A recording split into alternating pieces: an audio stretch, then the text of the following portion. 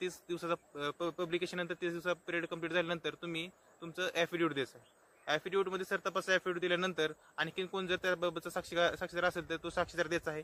जे मी मागाशी म्हटले की तुम्ही त्याला शोधण्यासाठी जे काही प्रयत्न केले असतील, मग ते पहिलं पेपर पब्लिकेशन असेल 7 वर्षापूर्वीचं, मिसिंग कंप्लेंट असेल, ते कागदपत्र जोडायचे आहेत आणि एवढं सगळं करून एव्हिडन्स पूर्ण देऊन तुमचं एव्हिडन्स क्लोज करून घ्यायचं आहे. त्यानंतर युक्तिवाद होईल आणि कोर्ट तसा निकाल देईल आणि त्या हुकुमनाम्याच्या आधारे तुम्ही तो व्यक्ती मय झाला असं घोषित करून घेऊन त्याबाबतचं मृत्यू प्रमाणपत्र काढू शकता.